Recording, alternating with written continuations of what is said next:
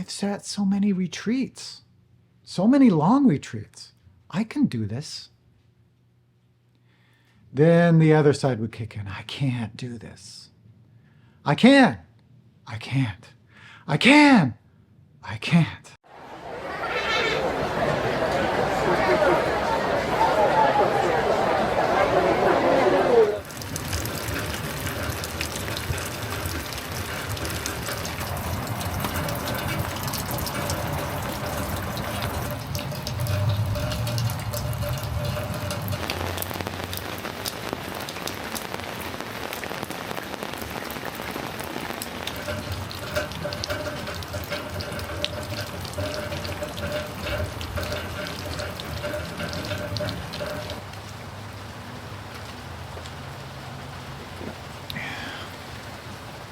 So it's raining, it's windy, I'm wet.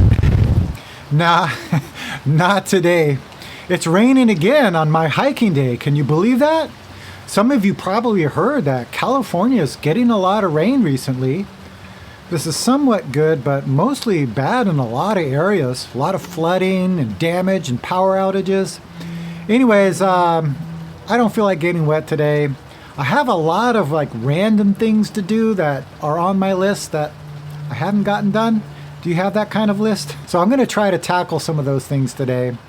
But I wanted to share something with you that happened to me yesterday. My wife and I volunteer at our kids' school. So yesterday I was in my son's class. And usually when I go there, they're working on math. So when I went in yesterday, I had no idea what they were doing. I vaguely remember doing some of these math problems when I was a kid, but completely forgot. So the first thing that appeared in my mind was, oh my gosh, I have no idea what they're doing here. A little bit embarrassed. You know, I'm the adult here, I should know how to do these problems.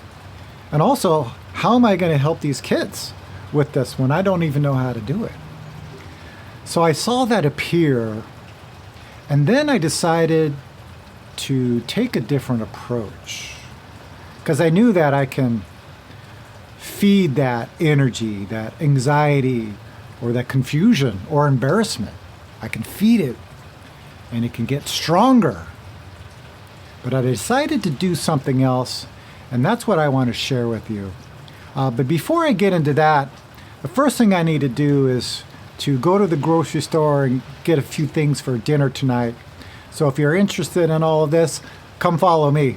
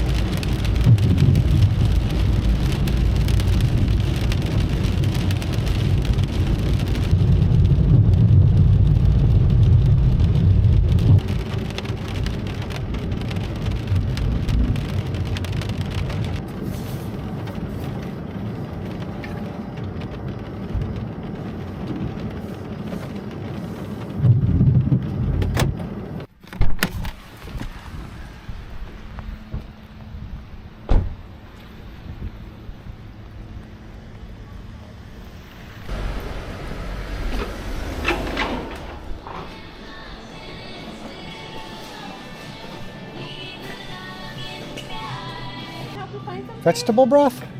Yes, it is on the next aisle. Okay, I thought it was close. You're close. All right. Right here. We have a variety. Oh, sweet, yeah. Perfect. Thank you so much, yeah.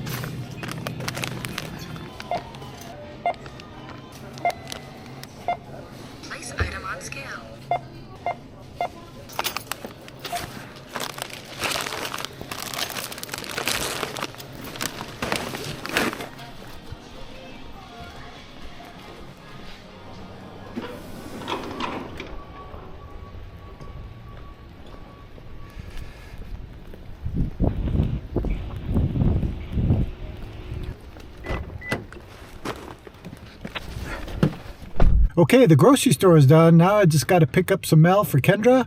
And then I believe I have to go to UPS to return something. It's one of those days.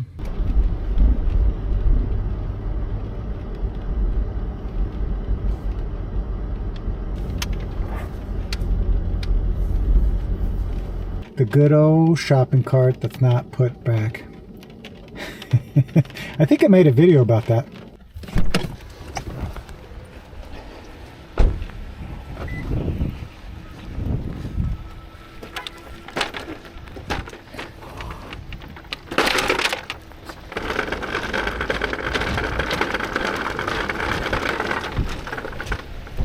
Don't think I'm gonna get through there.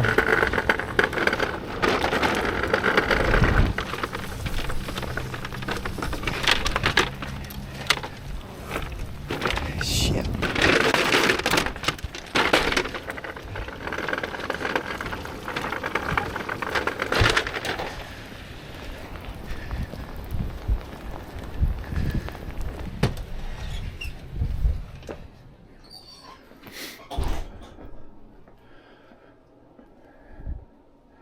Hello. Hi, how you doing? Good. I have a pickup for my wife.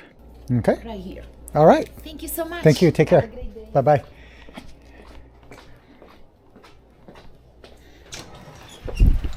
Wow. It's really raining. Here we go.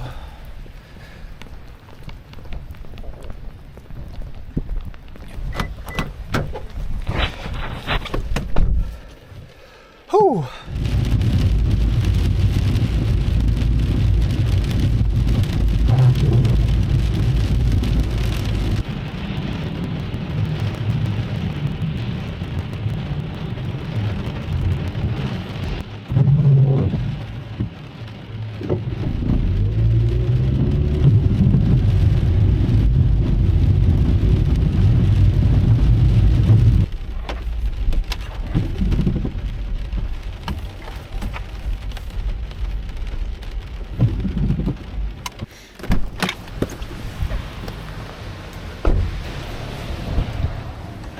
Hello.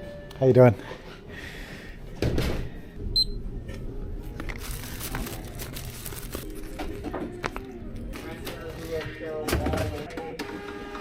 Don't have a resident who lives in your room. Bye-bye. Take care.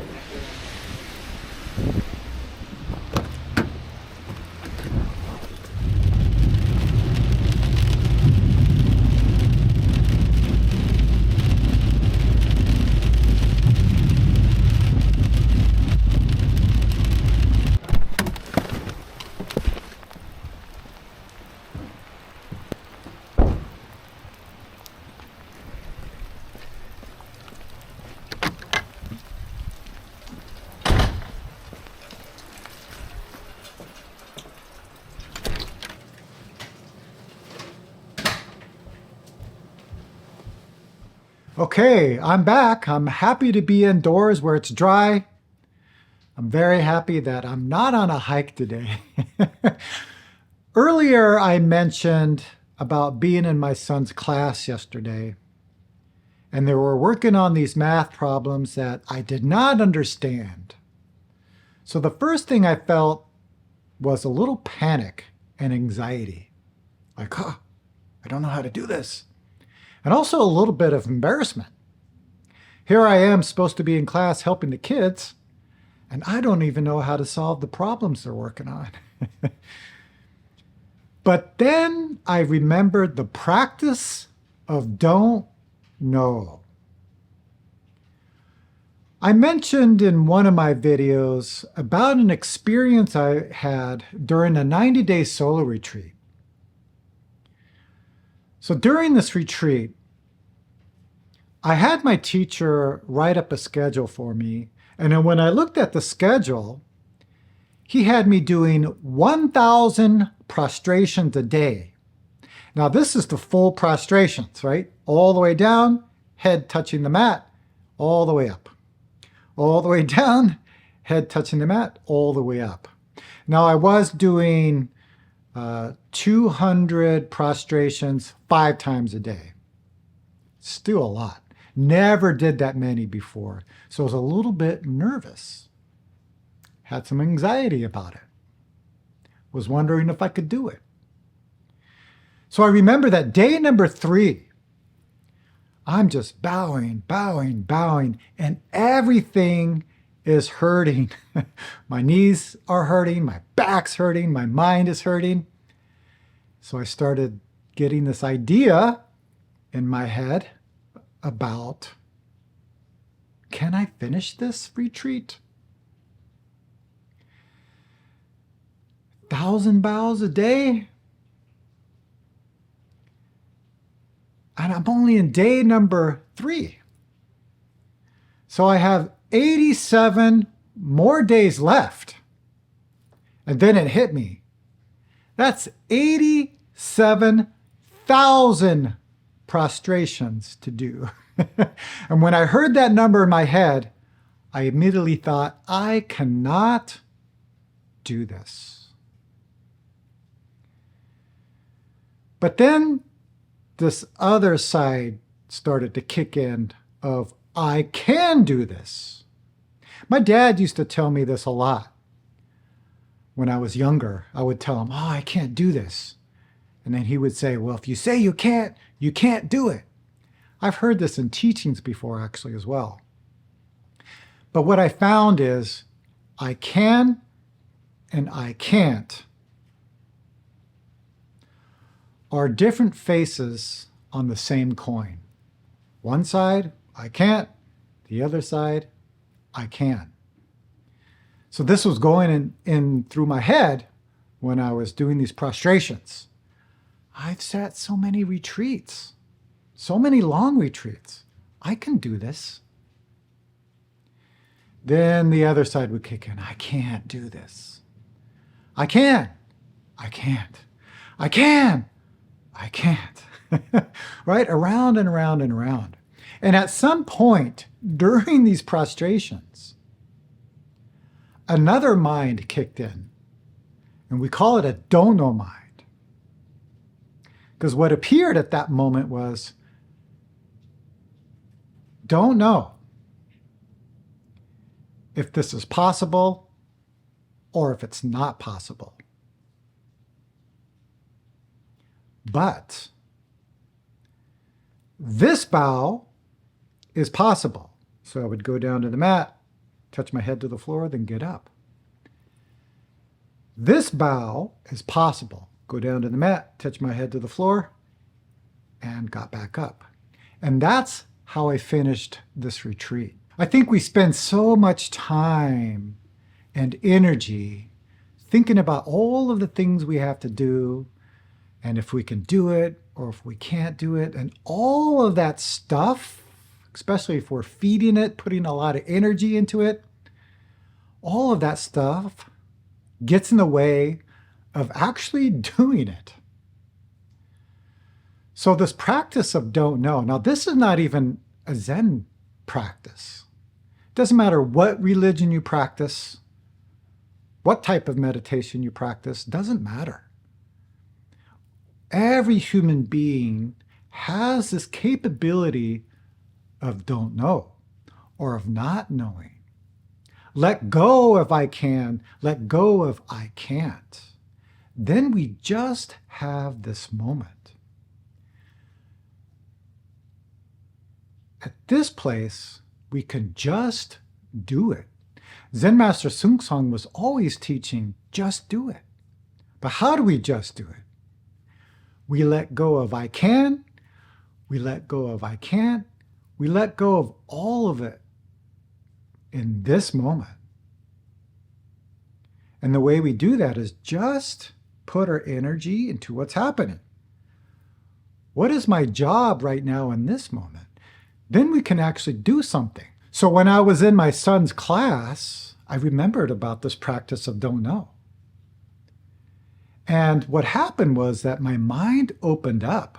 I let go of this embarrassment or this anxiety and just kept a curious mind. What is this? How do I solve this problem? And when I was at that place, I remember asking one of the students, how did you solve this problem? And I learned something from it. I went to the teacher and asked her how she solves the problem.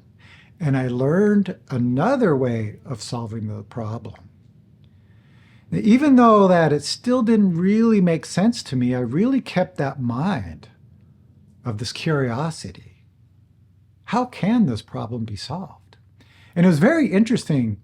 I got home and I was showing my son different ways of solving this math problem. And then I remembered how to solve it. Now, I'm sure this is something I learned many, many years ago, but it appeared. And I believe that it appeared because I kept my mind open. If we keep our mind open, curious, clear, there's many possibilities that can appear. But if our mind is very narrow, I can't do this, I can do this. Or maybe our mind is very narrow on the path of embarrassment, feeding this anxiety. Then there's very few possibilities. So something else that happened too, after I finished doing the work in my son's class, is I had to get home in 1 hour to do a one-on-one session. And again, stuff came up in my mind. Oh, I have to go to the store. We're out of this, we're out of that. I had to go to this store called Costco. But I don't know if I could do it because I have an appointment at 1 and it's already 12. It's like all this checking that goes on in our minds. We make all of these things in our minds that gets in the way of actually doing it. So again, the practice of don't know. I looked, got into the car and thought, you know what? It's only 10 minutes away from the school. Probably have the shopping done 20 minutes and I'll be back home in another 10, no problem. So I ended up going to the store, got the things we needed, drove back, put the stuff away, did my one-on-one session. Then I was like, after that, I got to pick up the kids at 2 or 2:15, but I don't know. I still have to go to the store for another store for dinner. I'm not going to be able to do that. I don't have much time. It's really amazing what this mind can make and how much energy it robs from us. But again, the practice of don't know. Taking a deep breath and looking very clearly. The store is not that far away. It's not going to take very long to get these things. So I ended up going to this other store, picking up the ingredients for dinner, then heading directly to the school to pick up my kids. So during the sitting meditation, we practice in this way, keeping a don't know mind, just seeing the moment clearly as it is and taking care of the moment.